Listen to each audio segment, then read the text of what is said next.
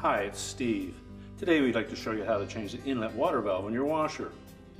The inlet valve is used to control the water coming into your washer, and if it fails you may not have either cold or hot water, or you may get too much.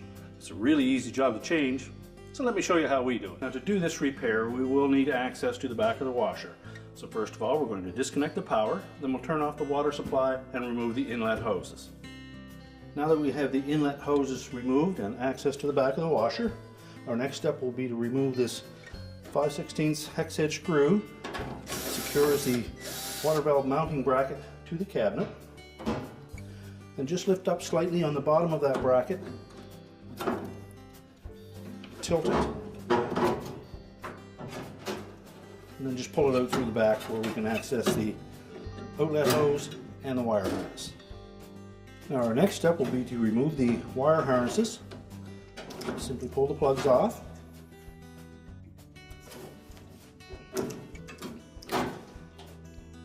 And then disconnect them from that wire hook so we have room to turn that valve around. So next we'll remove the outlet hose.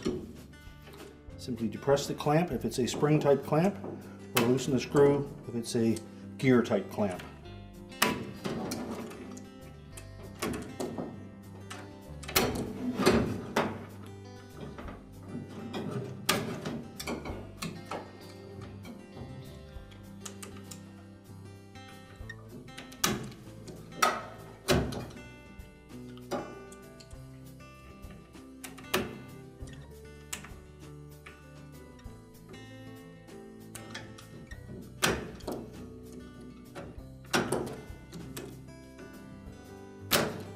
Slide the clamp up onto the hose, and then you can pull it off, and there will be some water in that valve.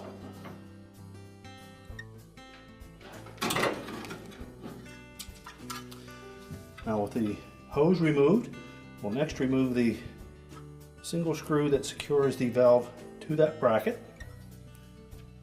That's normally a 1/4 inch hex head screw. And then slide the valve upwards and release it from the bracket. We'll discard the old valve.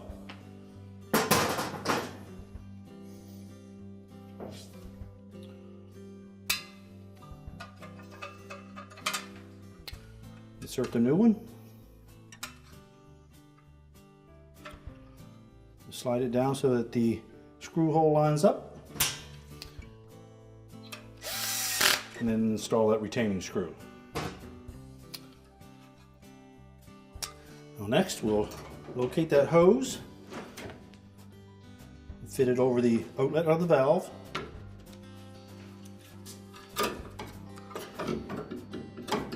and make sure the hose goes all the way onto that outlet nipple, and slide the clamp down into position.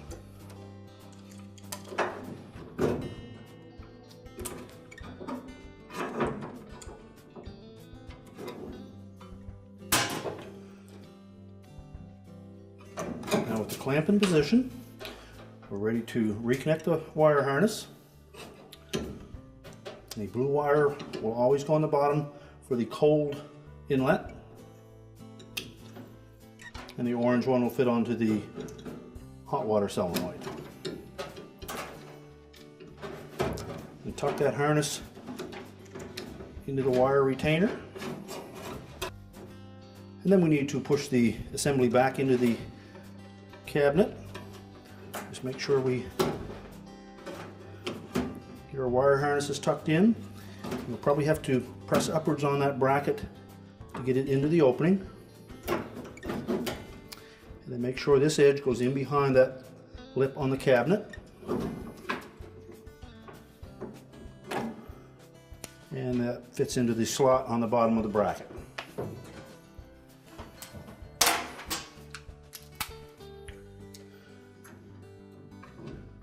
Line up the screw hole on the top and install the retaining screw.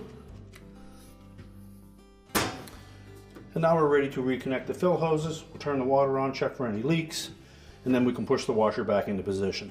We're now ready to turn the power back on, and our repair is complete.